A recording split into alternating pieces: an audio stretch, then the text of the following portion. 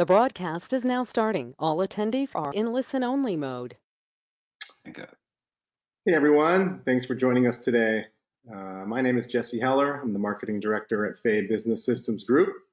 We are an implementation partner of Zendesk, and I'm going to be your moderator for today's discussion. We are really excited that you're joining us live today, and if you're watching this on demand, really happy you decided to give our presentation a listen. Titled, Maintaining an Exceptional Viewer Subscriber Experience in Times of Change. So, as the widespread effects of the current health crisis play out, one thing has become pretty clear, and that the world is experiencing some unprecedented challenges. And the entertainment world has been directly impacted as well. But it's not all bad news, and not everyone has been affected in the same way. Now more than ever, it's become essential for media providers to quickly adapt in order to keep up with changing consumer expectations, and the players who are doing this are reaping the benefits. The need for simple, consistent, omni-channel customer experiences is amplified by volatile demand, changing consumption trends, and 100% remote workforce.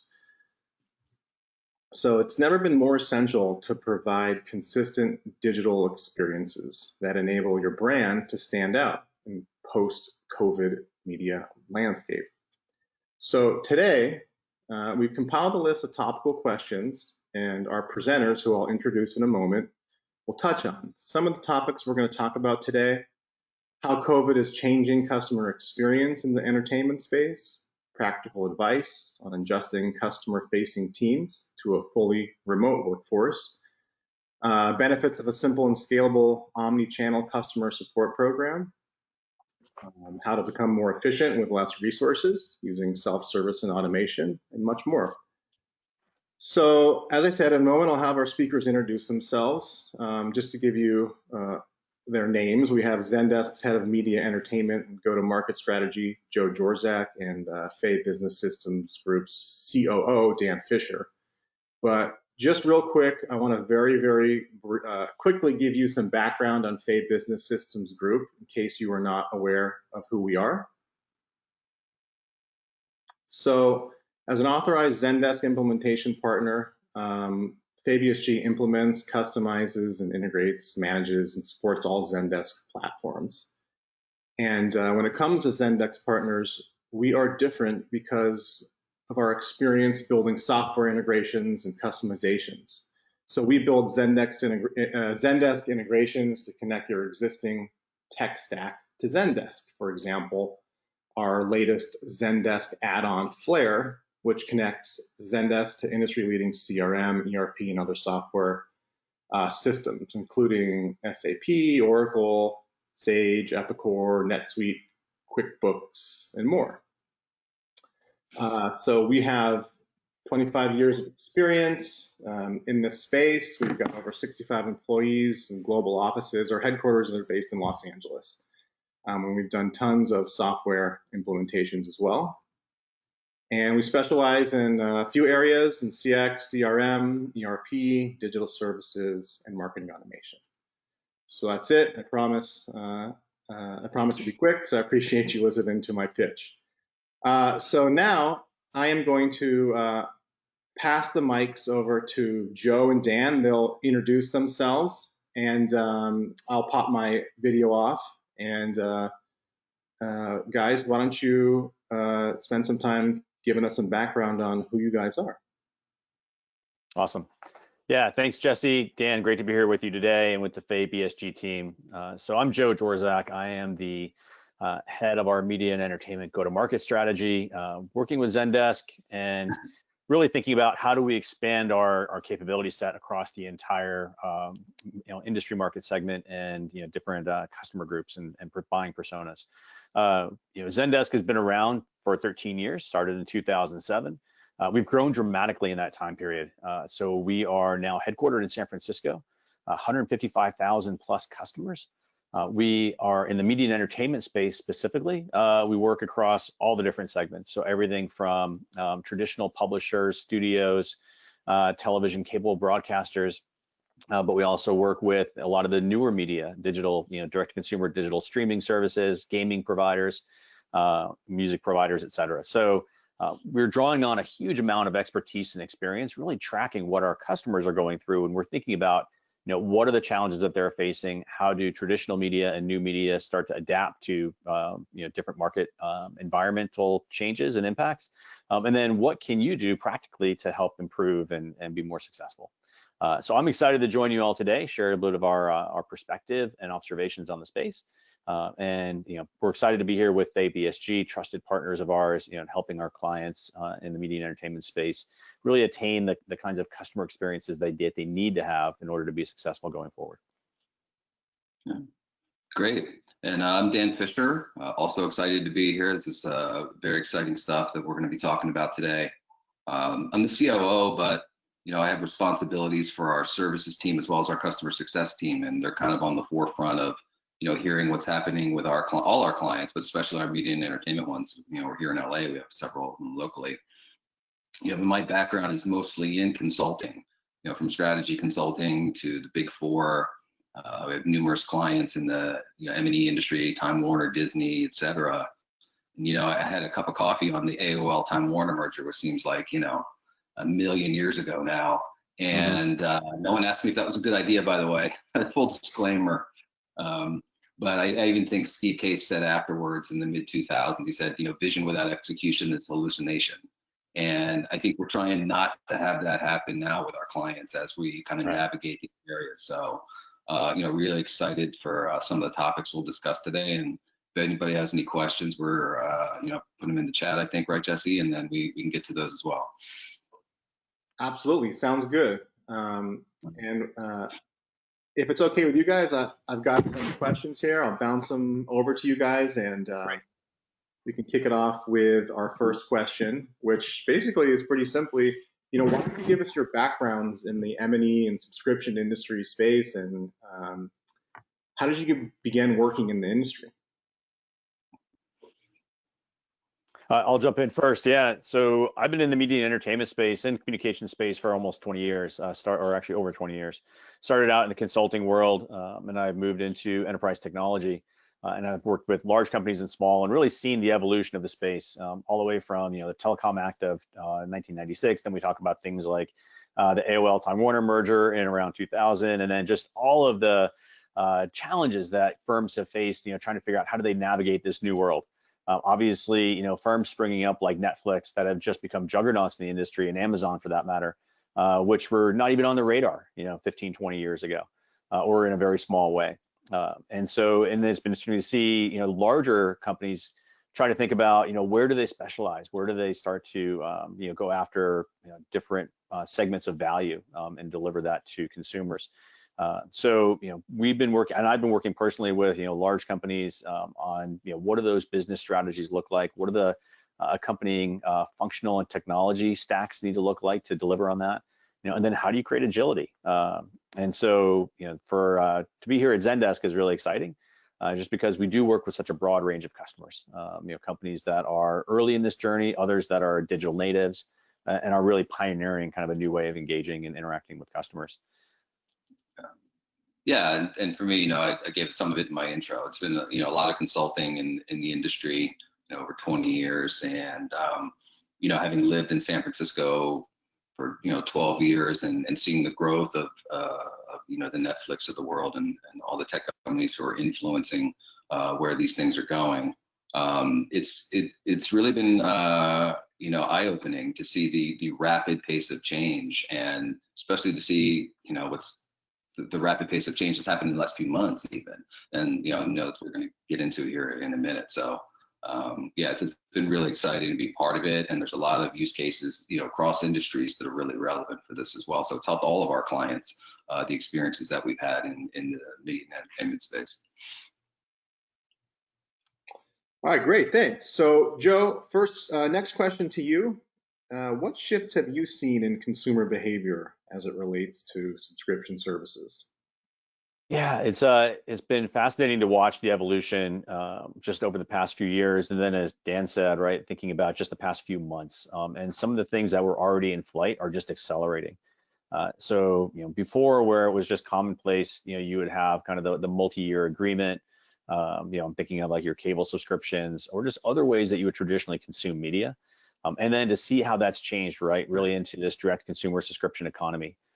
And that just becomes, more and more the way individuals, will want to access resources. And in many ways, it's a great value proposition because, if your interests change, if the value is not there, you can cancel that subscription. And unlike, with a print media or a magazine where you might have to, have a full year subscription, in this case, right, you can go month to month. And so you have to continually deliver value.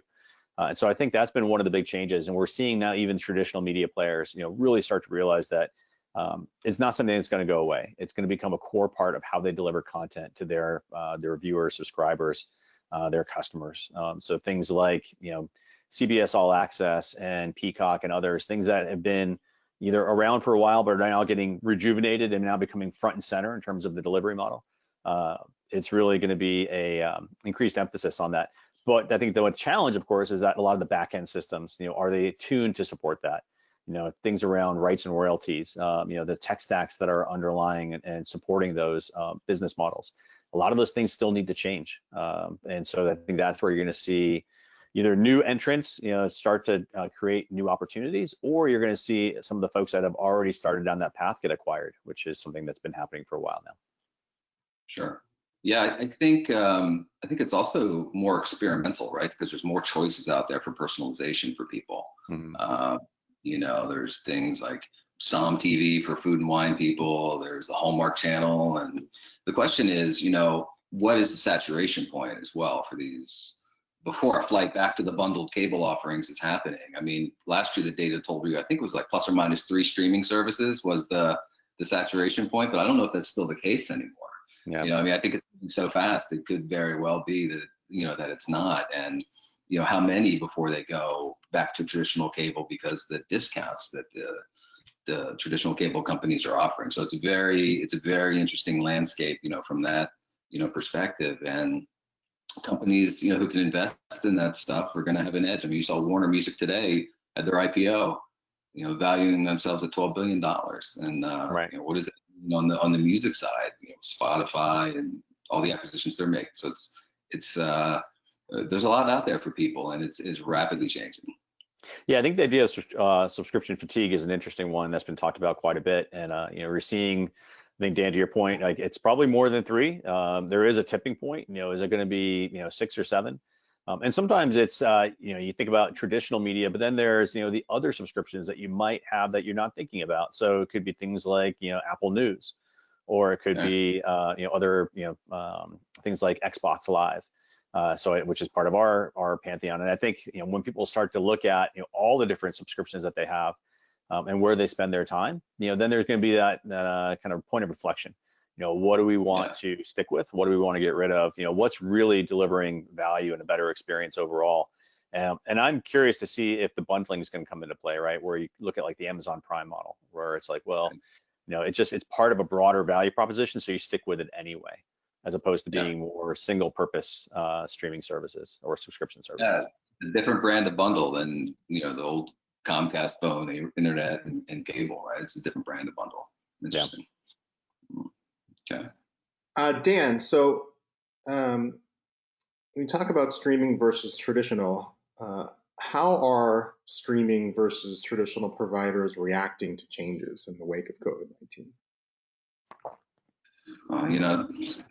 There's a lot to unpack there. Hopefully they're not going to see the continuation of hoarding of toilet paper or hoarding of subscriptions. But, when you think about it, it's really a fight for the attention of the consumer.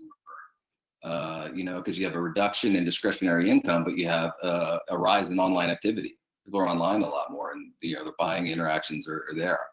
And I think it's actually a test to see how well they really know their customers and how good their customer data is.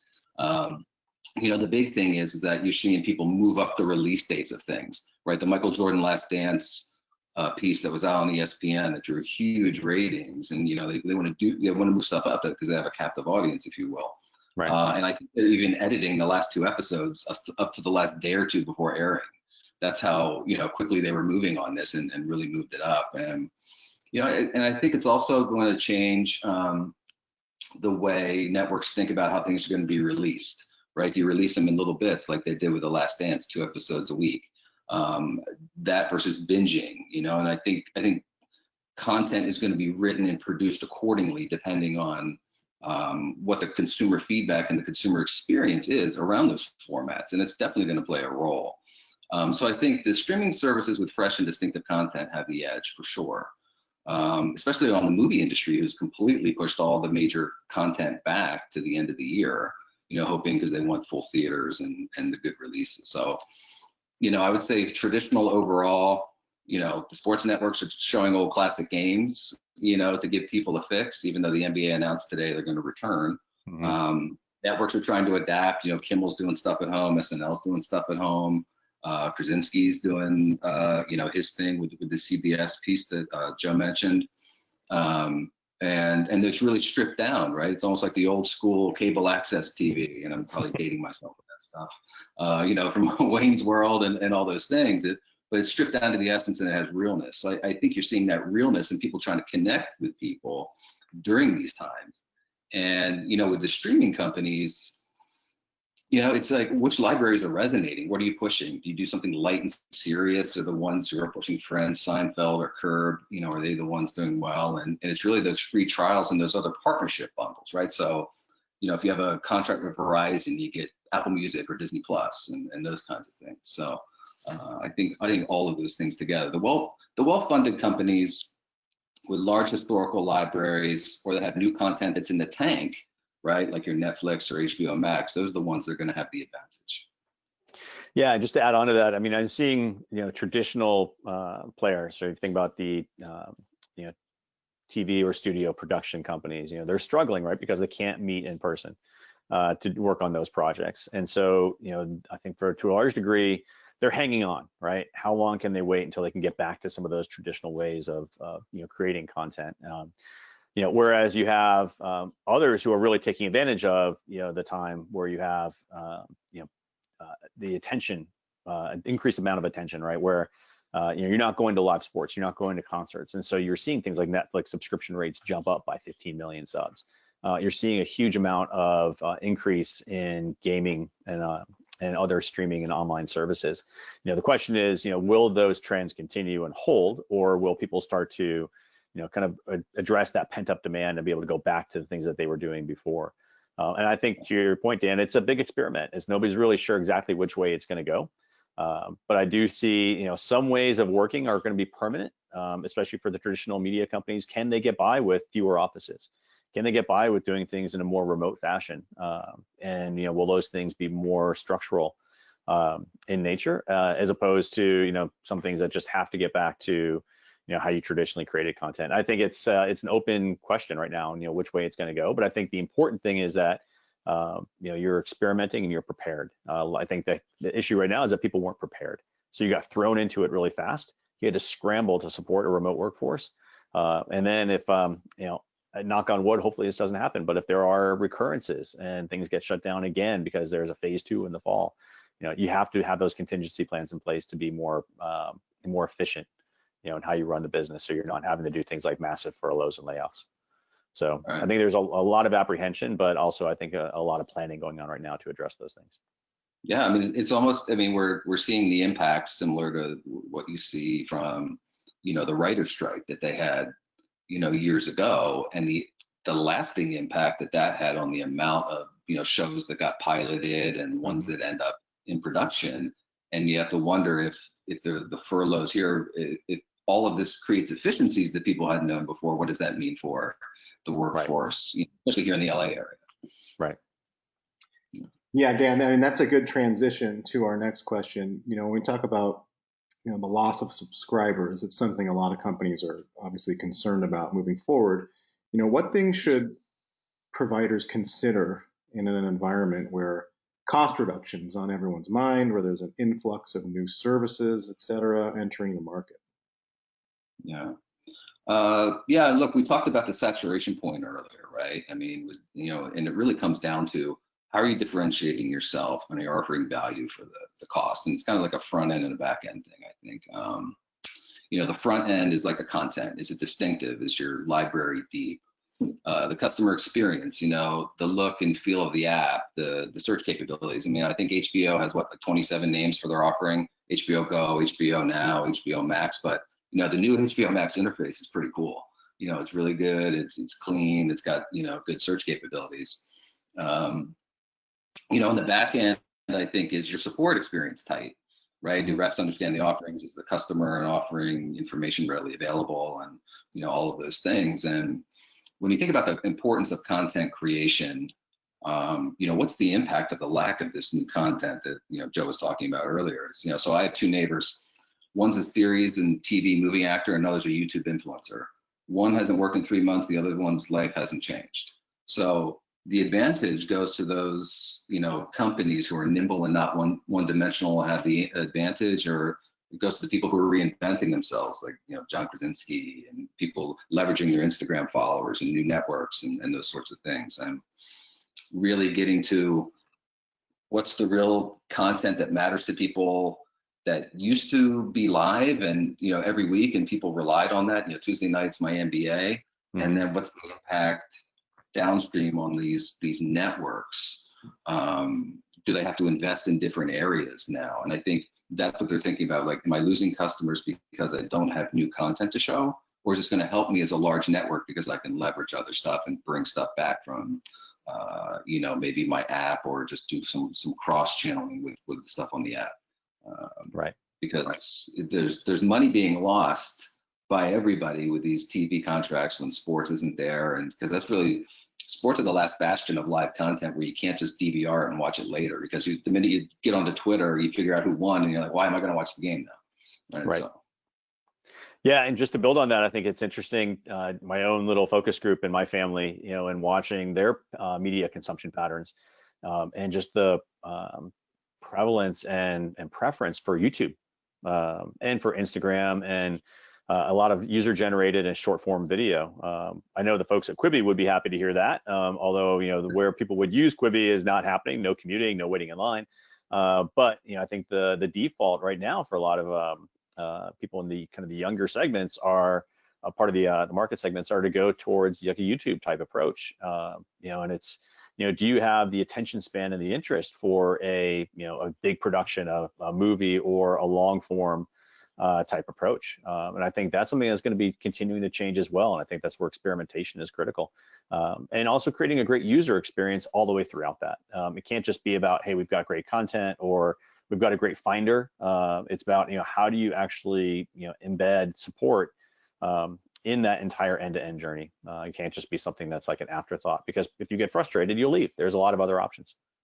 Yeah, exactly. And you have to hit, just to close this out, Jesse, you have to get them on the first take, right? Mm-hmm. You can't, if they have a bad experience with a supporter up front, they're not going to come back. And, I think, when you're comparing that flight risk of people, I think this is maybe an area where the major networks have an edge on these subscription heavy, companies, in that if you're going to cut subscription costs, and you have a little bit more content to show and you can offer discounts and bundles, that's kind of their way back in, I think, if this continues to go the way it does and unemployment is where it is and that sort of stuff. So it's going to be interesting to see how it plays out in the next month or two. Yeah. Yeah, and that's a great transition, Joe, when it comes to resources. So what ways can companies become more efficient with fewer resources, using things, for example, like self-service and automation? Yeah, I think our research, we do a CS benchmark study every year, and we look at across all of our, like I said, 150,000 plus customers, what are the trends that we're seeing, in terms of, what their end users, whether they're consumers or business users, trying to get support. And we've also looked at, some of the Forrester and Gartner data as well. And we're seeing, upwards of 75% of customers, given the option, want to self-serve. So if you make it easy, if you make the data available, the information available, and the processes as well, right? Because sometimes it's not just a static piece of content. It's a process or a workflow that has to be enabled on the back end to deliver the right information. If you make that available, it's a huge efficiency gain because you're not having to get people on the behind the scenes involved to track down that information, to do an agent assisted call, and in worst case, do a phone assisted call, which can be the most expensive way to go about it. You do have to make those channels available because there are times when they're going to be needed. And so, our recommendation often is you want to provide an omni-channel approach, but the first stop should always be create a great self-service experience, make it ubiquitously available, and then have that information seamlessly tied into the back end. So when you do finally get an agent on the line, you're not having to recap everything. I mean, what we're seeing right now, and I think a lot of us have felt it, if you had airline reservations to cancel, or you had to talk to your bank or your mortgage company or whatever, you were on the phone for an hour, 2 hours. I was on the phone with Chase for an hour and a half trying to get through to somebody, Chase Travel. And so, and they didn't have something as simple as click the call back. And it was just really puzzling, where I could have saved myself a huge amount of time. So I think there are some really simple things you can do to make your teams more efficient and effective. Starts with that self-service experience. It's leveraging bots. And so whether that's, simple chat bots, if you want to get into more complex versions of AI and ML for virtual assistants, that is certainly there and should be explored. And then of course, also it's the, shifting to lower cost channels. Phone, I'm still seeing so many companies that prominently feature a phone number on their support site. If you do that, you're going to get a lot of phone calls. And you can deliver a better experience by moving things to chat or moving things to messaging, which is where a lot of people want to communicate. We're seeing a lot of focus on WhatsApp as being the primary method that people want to communicate with their brands, because that's where they are anyway. We're seeing that already in Asia, and is now, I think, taking hold more so and accelerating here in the States. Yeah, for sure. And look, culturally, like you said, it's been heading this way for a while, and that's kind of part of the change management we're having even with our clients, right? As we're pushing them more to, website chat for information, interactions, and that sort of thing. And, I think for us as, a software company that does services, we need to make sure that the application that we're using is aligned with the processes and procedures internally. Right, and that there's enough information for customers that they have their issues and questions resolved on the first try, like we talked about. And I think that's the key, is really that managing that change culturally with your your customers and your partners, to pushing them to those lower cost channels, and then also making sure you have internal alignment, that everybody's on the same page, and the workflows match the support elements we want to do. So those are the big things for us. Yeah, and Joe, when we talk about these communication channels and these omni-channel customer support programs and scaling them, how can subscription-based businesses and companies in general keep customers satisfied in this current environment, utilizing some of these programs? Yeah, I think it's first and foremost, it's about creating ways to remove friction. Make it easy for your customers to contact you, to find out how do they resolve issues when they come up, and to do a better job integrating the data on the back end, so that way it's readily available either to the customer themselves through a self-service interface or a chatbot, or through the agents as well if they do have to talk via chat or messaging with an agent. I think it's also about context. One of the biggest frustrations I think most of us have when you talk to support, you have to explain yourself again and then again. And then if it's you're calling in about an issue, you have to do it a third time. And there's simply no need for that. It's just a lack of effort on the business side to take that data, take those interactions, combine them, and recognize that it's not, the support experiences aren't a point in time, right? They are part of an existing journey of flow that happens over time. And you need to understand that better, because again, if you have a negative experience, maybe you give the company a pass. You have a second one, now you're going to get frustrated. A third one, you're done. And you can't afford to have that in a subscription-based business. So I think it's getting the pulse of the customer, the voice of the customer. So not just through surveys, which most people will disregard, but you can capture it through really easily deployable technology around voice recognition and analysis. You can look at a lot of the data analytics that come out of the support interactions. You can do all of the text analytics. There's a lot of capability there, and the market leaders are doing that, and they're doing it really efficiently, and they're doing it really seamlessly, transparently, in a way that doesn't come across as creepy, doesn't come across as obtrusive. It just makes a better experience. And so you think, okay, this company knows me.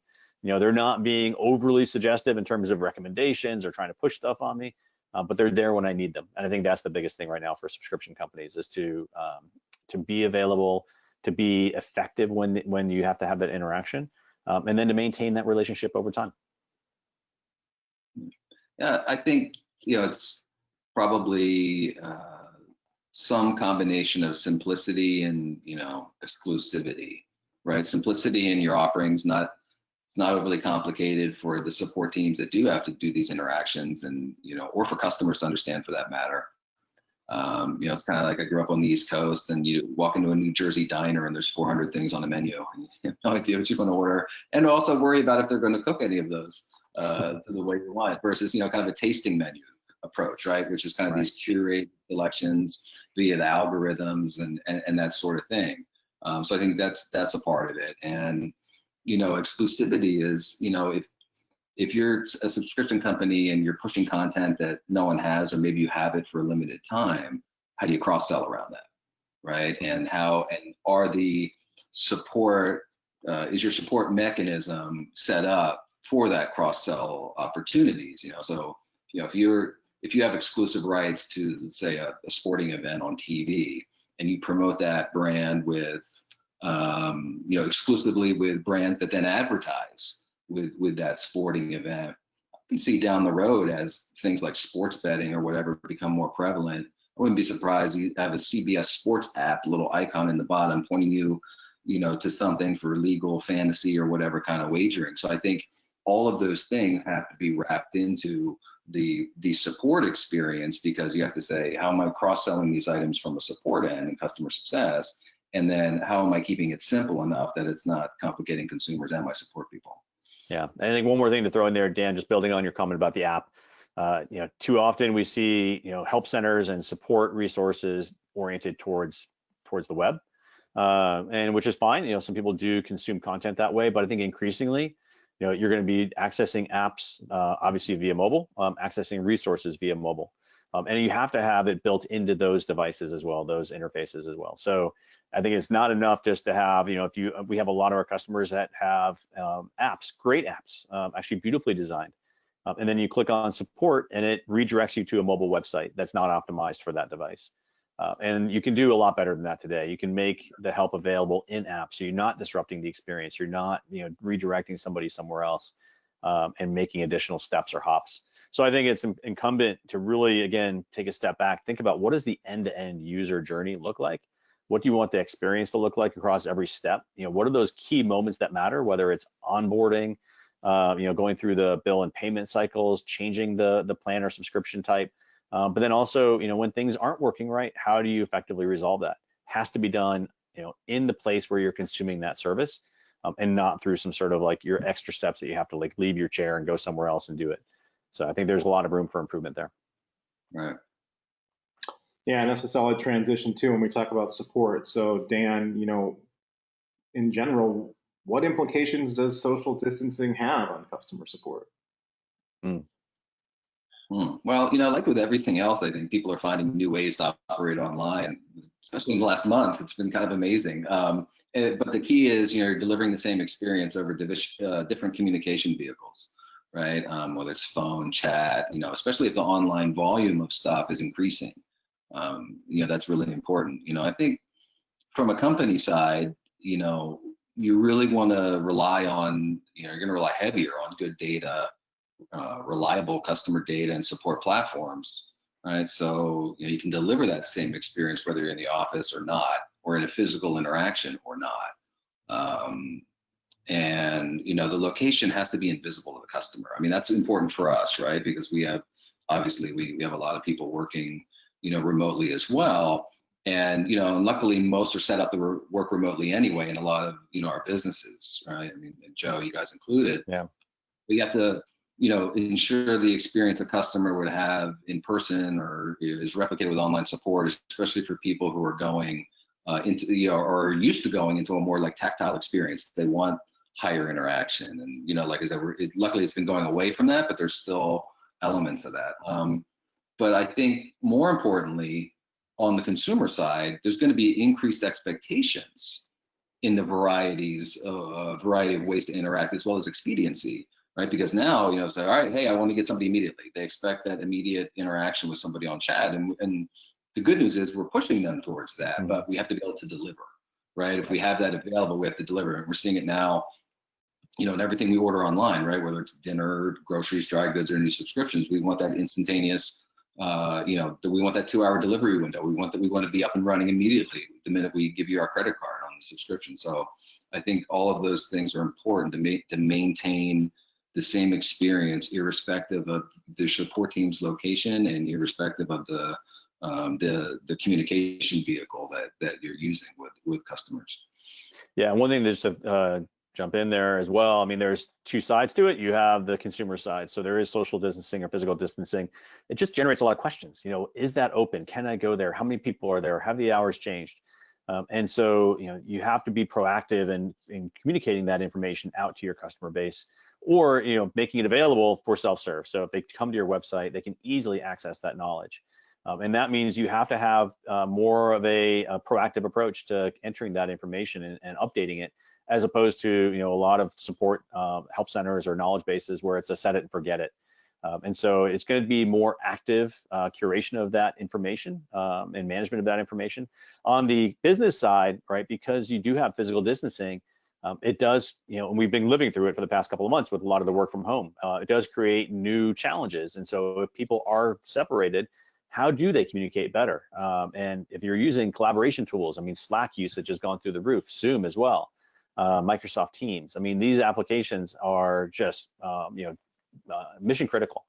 How do you incorporate those communication technologies into the support technologies that you're using to deliver a better experience? I think those elements are going to be really important for businesses to think about it more holistically. And then, of course, again, it's also about how do you capture that information, that institutional knowledge, and make it more broadly available, but then also apply it to those customer situations. So I think a lot of it comes back to just knowledge management, knowledge transfer, and communication, both internal and external. Yeah, Joe, maybe you can expand on that a little bit. So most of us are coming into 3+ months of working remote, you know, so what kind of advice can you provide to companies that, you know, are unsure how much longer this is going to keep going on? You know, how can they be successful in this environment?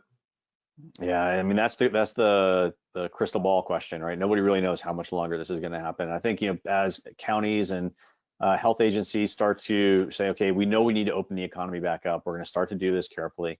That will happen. And I think it's also important to be prepared that if there is a flare up, that things might have to revert. You know, if we do end up staying in this sort of, and at least until there's a vaccine, but if we're in this kind of transition period for a longer duration, you know, then it's going to be creating the tools and the resources that your teams can use to be effective no matter where they are. A big part of that is, you know, making sure that, you know, what the employees have available to them, the support agents or others in the organization who are impacting the support experience, that the tools that they're using are easy to use, that they have, you know, ready access to it, that the information that's needed is directly available. You know, it used to be that if you were all in the office together, you could ask the person next to you, you know, where do I find that? You don't have that option anymore. So it's really thinking more holistically about the applications that are used and how they're connected to each other. You know, the good part is it doesn't have to be complicated. It's not the old ERPs of the old days, right, where they were massively complex, you know, and took a year to implement. You know, we've been able to work with customers and stand up instances of Zendesk in a matter of weeks. And in some cases, you know, these have been, you know, hundreds and thousands of seats. And so the opportunity is there. And I think, Dan, you mentioned it earlier, focus on simplicity. So rather than look at, you know, having all of the connections and all of the things built in, you can get started really quickly with, you know, the core set of capabilities, maybe a few integrations that are critical to running the business, and then you can enhance that over time. But it's important that you're able to meet the customer's needs now and be able to get started faster. Yeah, I think, you know, for us, it's, you know, our clients even ask us the same question. It's like, what are you guys doing? You know, and how to work it. And I think, you know, first it's finding unique ways to stay connected, you know, internally and with your customers, whether it's virtual events, you know, holding webinars like this, online happy hours, town halls, those sorts of things. So you're keeping your teams connected, but also connected with, with clients and people who are interested in what you're doing. And we talked about earlier, making sure employees have what they need to deliver that consistent experience, and investing in tools and training for them, right? Do they have the right tools? Do they have these? Are they utilizing Slack? Are they utilizing these other technologies and leveraging it to the fullest? I mean, look, most of us, I don't know, we use maybe 20% of the full capabilities of all these apps we have. I mean, using all the tips and tricks or, shortcuts and those things, finding deeper use cases and improving the training around them will definitely help as well to get the most value back from these apps and to make sure that the customer, that everything's just seamless for them. And, I think, hopefully, knock on wood, right, when we get past some of this, the real big decision is going to be, how do we use the work environment we used to go 5 days a week into? How are we going to use that in the future? Is it going to be more of a collaboration space 1 or 2 days a week? So I don't think that the remote elements and the importance of the things we're talking about in these remote elements are going to just go away. I think the remote element of it is going to continue, and then we have to make sure that these experiences that we're offering up, are very consistent, irrespective of what the future holds or where people may or may not be physically.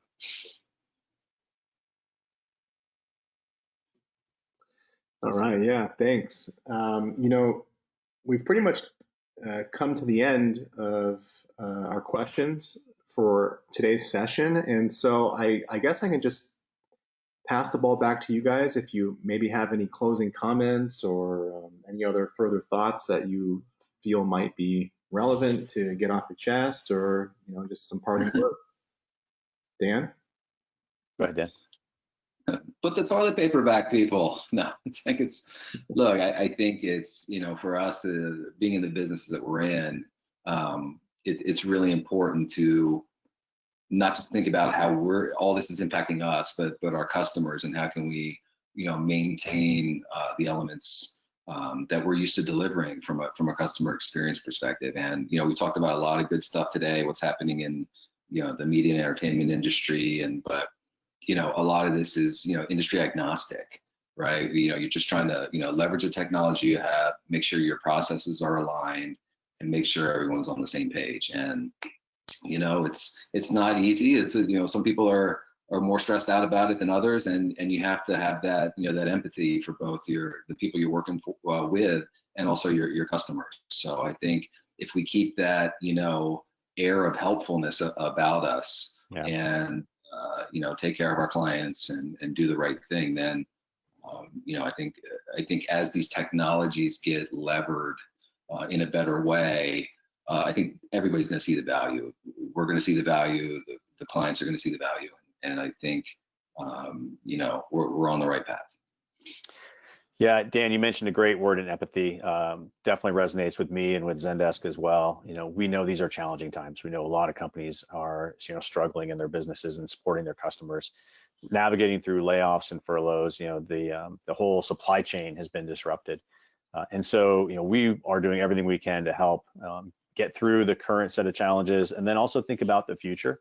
The guidance, or the kind of the parting thought would be, obviously be flexible. Know that nobody really knows exactly what direction it's going to take. Day by day, week by week, the situation changes, and so I think it's about being thoughtful in the planning, but also not being paralyzed. It's the initial shock, I hope, is worn off. This obviously caught the entire industry by surprise, and I think now is when you have an opportunity to say, okay, we're going to rethink our business. We're going to rethink how we deliver it, and we can actually do some things better. We're here to be partners and guides, working with BSG and really all of our customers to figure out, what do you want that future state to look like? But I think this is an opportunity to not be on your heels, but to really be proactive and say, we can deliver a better experience. We can do it more effectively and efficiently. We can adapt to kind of new environments and ways of working. And I think will all come out better on the other end. Awesome stuff, guys. Thank you so much. And just want to thank everyone for taking the time to attend and stream this on your chosen device. So feel free to reach out to me, and I can if you have any further questions and you want to bounce some other ideas off of Dan or Joe, you've got my contact information, jesse.heller@faybsg.com, and I will be happy to facilitate that.